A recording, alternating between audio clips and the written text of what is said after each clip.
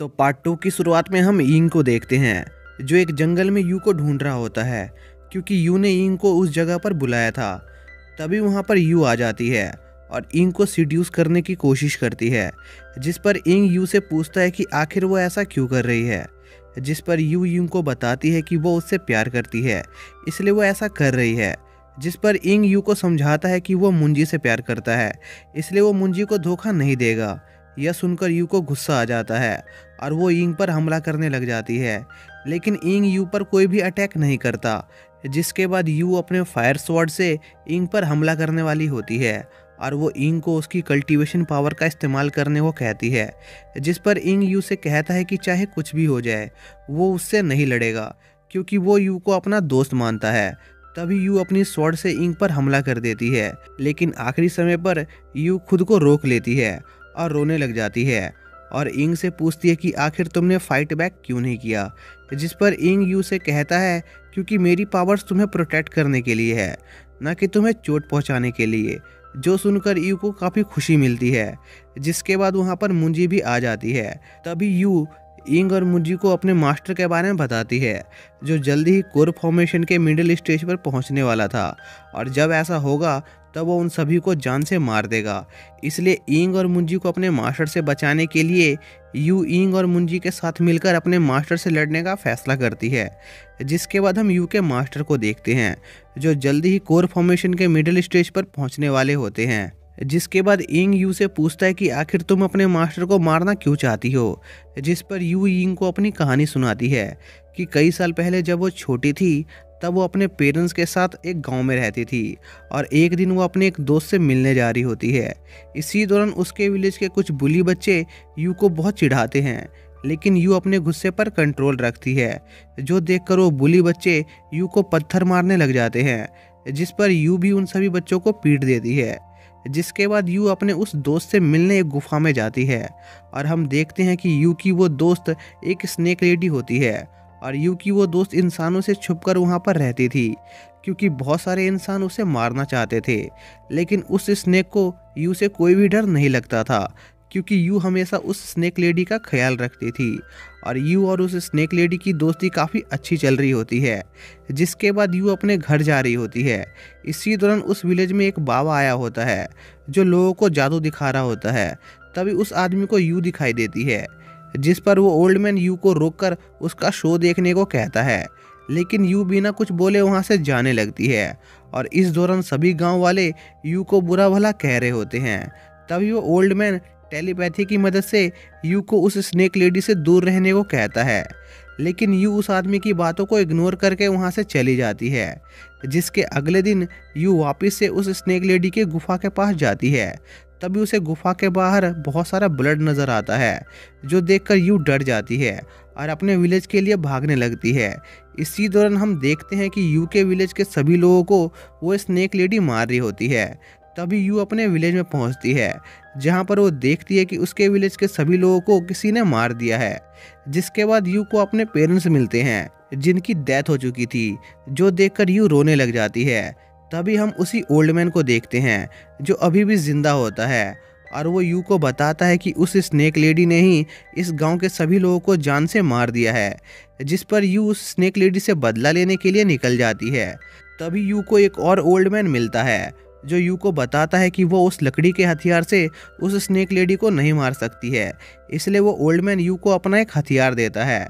जिसके बाद यू उस हथियार को लेकर उस स्नेक लेडी को ढूंढने लगती है। तभी उसे वो स्नेक लेडी मिल जाती है, जो बेहोश पड़ी होती है। तभी वो स्नेक लेडी की नज़र यू पर जाती है और वो उसकी तरफ बढ़ती है, जिस पर यू अपने उस हथियार से उस स्नेक लेडी को मार देती है। लेकिन इन सब के बावजूद भी वो स्नेक लेडी यू के सर को बड़े प्यार से छूती है, जो देखकर यू रोने लग जाती है। जिसके बाद यू दोबारा से उसी आदमी से मिलती है और उस आदमी को अपना स्टूडेंट बनाने को कहती है, जिस पर वो आदमी मान जाता है। और ऐसे ही कई सालों तक यू उस ओल्ड मैन के साथ ट्रेनिंग करती है। लेकिन एक दिन यू देखती है कि उसका मास्टर अपनी पावर बढ़ाने के लिए लोगों का ब्लड पीता है। इसलिए अब यू को पता चल गया होता है कि एक दिन उसका मास्टर उसे भी जान से मार देगा। इसलिए वो अपने मास्टर से लड़ने के लिए यिंग और मुंजी का साथ देने को तैयार हो जाती है। जिसके बाद यू मुंजी और इंग को बताती है कि भले ही हम तीनों मिलकर भी उस ओल्ड मैन को ना हरा पाएं, लेकिन उसके पास एक प्लान है, क्योंकि यू अपने मास्टर की एक कमज़ोरी के बारे में जानती थी जिसका इस्तेमाल करके वो उस आदमी को हरा सकते थे। जिसके बाद इंग मुंजी के होटल जाता है और इंग मुंजी को दोबारा से उसे किस करने को कहता है, जिससे वो दोनों अपनी पावर को शेयर करने के साथ साथ कल्टीवेशन भी कर सकते थे। लेकिन मुंजी इसके लिए मना कर देती है, क्योंकि इंग ये सब यू के लिए कर रहा था। जिस पर इंग मुंजी को इस चीज़ के लिए बहुत मनाता है। जिस पर मुंजी इंग को बताती है कि जब वो पिछली बार इंग के माइंड के अंदर गई थी तब उसने इंग के अंदर एक अलग ही पावर सोर्स देखा था जो बहुत पावरफुल था। इसलिए वो सोचकर काफ़ी हैरान हो रही होती है कि आखिर इंग के पास इतनी ज़्यादा पावर आई कहाँ से। जिसके बाद इंग मुंजी से पूछता है कि आखिर वो अपनी उस पावर का कैसे इस्तेमाल कर सकता है। जिस पर मुंजी इंग को बताती है कि वो अपनी पावर का इस्तेमाल करके एक बहुत ही पावरफुल वेपन को क्रिएट कर सकता है, जिसका इस्तेमाल करके वो उस ओल्ड मैन से लड़ सकता था। लेकिन उस वेपन को बुलाने के लिए इंग को उसके ब्लड का इस्तेमाल करना होगा। जिसके बाद मुंजी इंग के हाथ में एक कट मार देती है और एक स्पेल कास्ट करती है, जिससे वहाँ पर एक वुमन की स्पिरिट आ जाती है, जिसे देखकर मुंजी भी बहुत हैरान होती है, क्योंकि उसने पहले किसी वेपन को ह्यूमन फॉर्म में नहीं देखा था और उस स्पिरिट का पावर लेवल भी बहुत ज़्यादा हाई होता है। इसलिए वो स्पिरिट जल्दी ही वहाँ से गायब हो जाती है, क्योंकि इंग का लेवल बहुत कम था, इसलिए वो स्पिरिट को ज़्यादा देर तक बाहर नहीं रख सकता था। जिसके बाद इंग वॉशरूम में होता है और उसे गंदे गंदे ख्याल आ रहे होते हैं, इसलिए वो दोबारा से उस स्पिरिट को बुलाने के लिए अपना हाथ काट लेता है, लेकिन वो इस स्पिरिट को नहीं बुला पाता। जिसके अगले दिन इंग कहीं जा रहा होता है, तभी उसका सामना उसी रेड बालों वाले लड़के से होता है और इस बार वो लड़का अपने साथ 2 कल्टीवेटर को भी लाया होता है और वो इंग को मुंजी से दूर रहने को कहता है, लेकिन इंग ऐसा करने से मना कर देता है। जिस पर वो लड़का अपने कल्टीवेटर साथियों से इंग को मार देने को कहता है। जिस पर वो दोनों कल्टीवेटर इंग को मारने के लिए उसकी तरफ बढ़ते हैं, लेकिन तभी यू और मुंजी मिलकर इंग को बचा लेती हैं और उन दोनों कल्टीवेटर से लड़ने लगती हैं। लेकिन वो दोनों कल्टीवेटर काफ़ी स्ट्रांग होते हैं और वो यू और मुंजी को पकड़ लेते हैं। जिसके बाद वो लोग इंग को जान से मारने वाले होते हैं। तभी वहाँ पर बहुत तेज़ लाइट चमकती है और हम देखते हैं कि वहाँ पर इंग की वो स्पिरिट आ गई होती है। जिसके बाद वो स्पिरिट उन दोनों कल्टीवेटर को बहुत ही आसानी से हरा देती है, जिस पर वो दोनों कल्टीवेटर वहाँ से भाग जाते हैं। जिसके बाद हम देखते हैं कि यह सब वो ओल्ड मैन भी बड़े गौर से देख रहा होता है। जिसके बाद वो सभी एक जगह पर इकट्ठा होते हैं। तभी यू इंग से उसकी स्पिरिट के बारे में पूछती है, जिस पर इंग उसे अपनी स्पिरिट के बारे में बताने की सोचता है, लेकिन तभी उसे याद आता है कि मुंजी के एंसेस्टर ने उसे कुछ भी बताने से मना किया था, इसलिए इंग उन सबको कुछ भी नहीं बताता।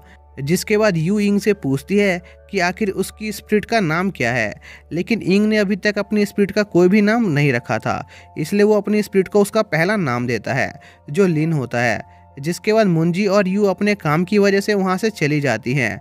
जिसके बाद लिन इंग को एक अलग डायमेंशन में ट्रेनिंग कराने के लिए ले जाती है, जहाँ पर लिंग इंग के पेट पर प्रेस करके इंग की इंटरनल पावर को जगाने की कोशिश करती है।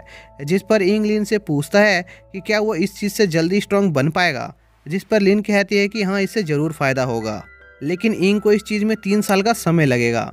जो सुनकर इंग शॉक हो जाता है, क्योंकि उसके पास इतना समय नहीं था। इसलिए इंग लिन से पूछता है कि क्या उसके पास कोई ऐसा तरीका है जिससे वो जल्दी से अपनी पावर को अनलॉक कर सके।